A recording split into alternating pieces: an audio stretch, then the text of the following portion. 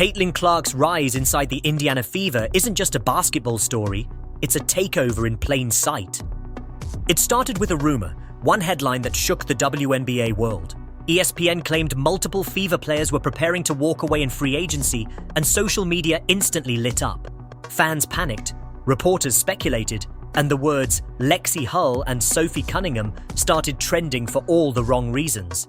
It looked like Caitlin Clark was about to lose her closest teammates before her second season even started. All right, let's get some things in order. Who is ESPN predicting to leave the Indiana Fever in free agency? Who are they predicting to leave all of these teams? This is the most free agents in WNBA history. Everybody is trying to cash in on this new CBA. We got to figure out who is about to be leaving Caitlin Clark and the Indiana Fever, along with some of the other teams. I think there are a few players that are going to be... But then came the twist nobody saw coming. Reports claim Clark didn't rant online or make emotional statements. She simply went straight to the front office and made one thing crystal clear. Lexi and Sophie aren't going anywhere. That quiet moment changed everything. Behind the scenes, management froze contract talks, and insiders say one meeting with Clark flipped the entire offseason strategy. This wasn't rookie behavior, this was control. The same player who carried the Fever to relevance in 1 year had now just flexed her power for the first time, and the league felt it. What made this move so shocking wasn't that Clark spoke up, but how she did it. There were no tweets, no leaks, just action. She commented 3 small words on Lexi's social media post. "So proud of you." To fans, it looked like support. To management, it was a signal. It meant, "I've made my decision." That comment echoed through the locker room like a warning shot. The message was simple.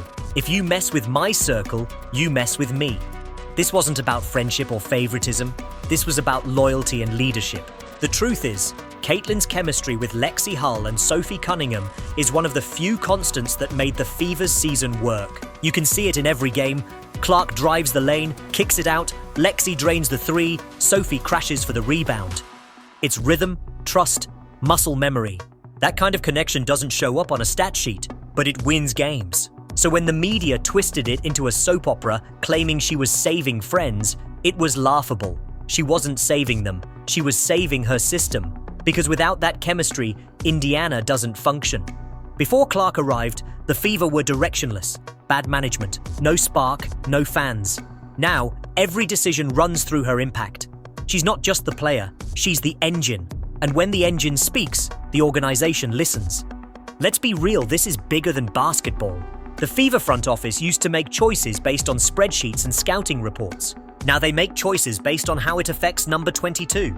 Because that number sells out arenas, fills highlight reels, and brings national coverage the WNBA hasn't seen in years. So when she says, "I want my people," you listen. And the most powerful part, she's doing it without ever acting like a diva. She's leading with silence, subtlety, and precision. It's very uncertain for the entire league in general, but you're a free agent for the first time. Have you thought about what free agency might look like for you if you'd like to be back? Yeah, I mean, I'm a restricted free agent, so I think that changes things a little bit, but I've loved my years here in Indiana. So obviously with a lot of uncertainty, you don't know what's to come, but I've built a life here, and I love this franchise. I love the people, I love the fans, so we'll see what comes. Just like LeBron James has influence in Los Angeles or Steph Curry in Golden State, Caitlin's already running her team before year 2 even begins. Think about that. A second-year player with the leverage of a franchise veteran. That's unprecedented. Insiders claim Fever management had already planned to let Lexi Hull walk for salary reasons, expecting other teams to overpay for her defense. But as soon as word reached Clark's camp, the tone shifted overnight. Meetings were held, strategies changed, and suddenly the same executives who were ready to move on were talking about maintaining continuity and protecting core chemistry. Caitlin made the call, and they obeyed. But that was only half the story, because Sophie Cunningham's situation was even messier. After facing public backlash for defending Clark and catching a league warning, rumors said Sophie's future in Indiana was done. The front office didn't want the noise. They wanted distance. But Clark stepped in again, privately, powerfully, and everything stopped. Just like that, Sophie's spot was safe. That's not coincidence, that's control. The same player who was once the rookie everyone doubted was now saving careers with a single conversation. And fans noticed. They saw the loyalty, the quiet strength, the protection. Caitlin Clark doesn't forget who stood by her when the league turned hostile. She doesn't forget who spoke up when the hits got cheap and the cameras rolled. So when people ask why she's fighting to keep Sophie and Lexi, the answer's simple. They fought for her first. And now, she's returning the favor, with power no one saw coming.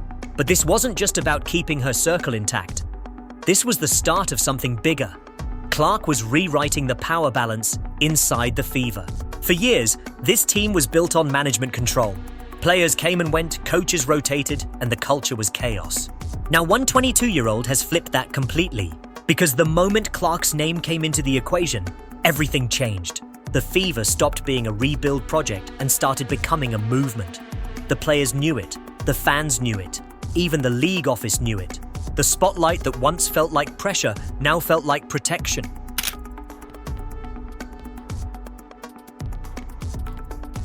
The Fever finally had an identity, and it was built around Caitlin Clark.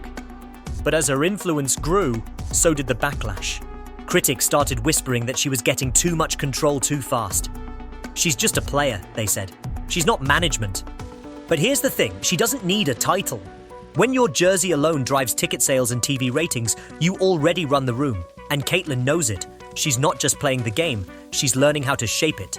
And for the Fever, that's both their greatest blessing and their biggest risk. Because if they ever stop listening to her, they know what happens next. Chaos, backlash, and the return of irrelevance. So yeah, maybe she's the unofficial GM. Maybe she's the face, the voice, the heartbeat, all rolled into one. But that's exactly what this franchise needed. And this move? This was just the beginning. What Caitlin Clark just did wasn't a coincidence. It was a masterclass in silent dominance. While other stars make noise on social media, Clark makes moves in boardrooms. She doesn't need to post cryptic quotes or demand trades, she just lets her influence ripple through the league.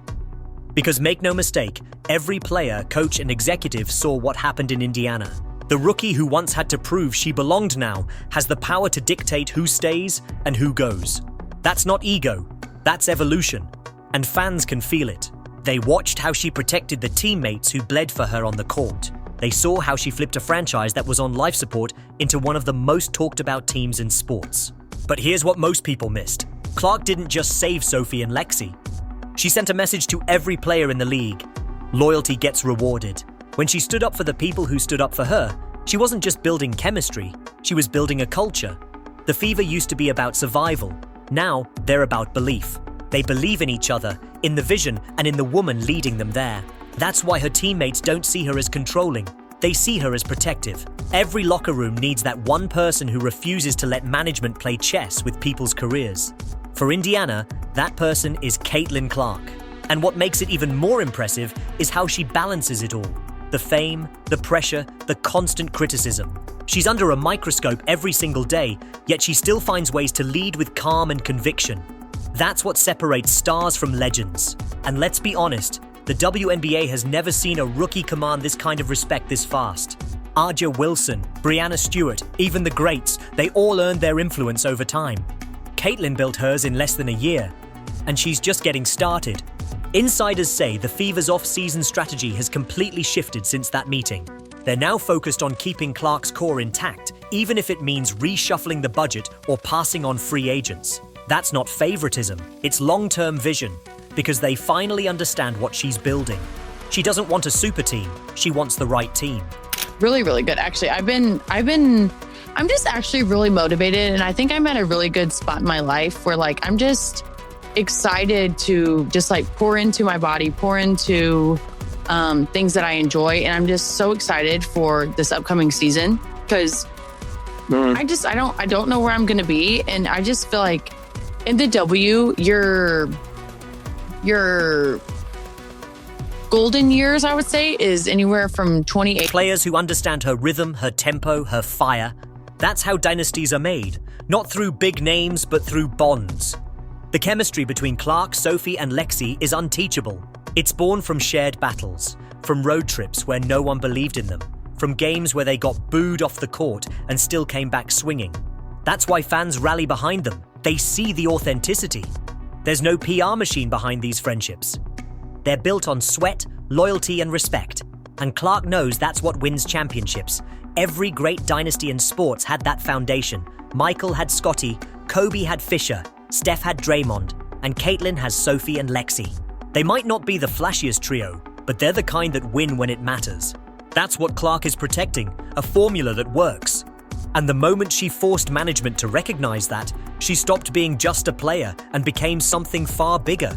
She became the heartbeat of the Indiana Fever. Now, some critics say that kind of influence can backfire. They say too much power can divide a locker room. But look closer and you'll see the opposite happening. The Fever aren't fractured, they're united. The locker room respects her. The fans adore her. And the front office finally realizes that trying to control Caitlin Clark is like trying to stop a tidal wave. You can either fight it or ride it. Indiana chose to ride it, and now they're reaping the rewards. Season ticket sales are soaring, merch is selling out, and for the first time in years, people are actually talking about the Fever like contenders instead of rebuilding projects. That's not luck, that's leadership. It's what happens when a player refuses to be a pawn in someone else's system and starts designing her own. Caitlin Clark didn't just save her teammates, she saved her franchise from its old habits. The endless rebuilds, the bad contracts, the chaos, it's done. Because when your star player becomes your compass, the direction finally makes sense. And yet, as much as she's already accomplished,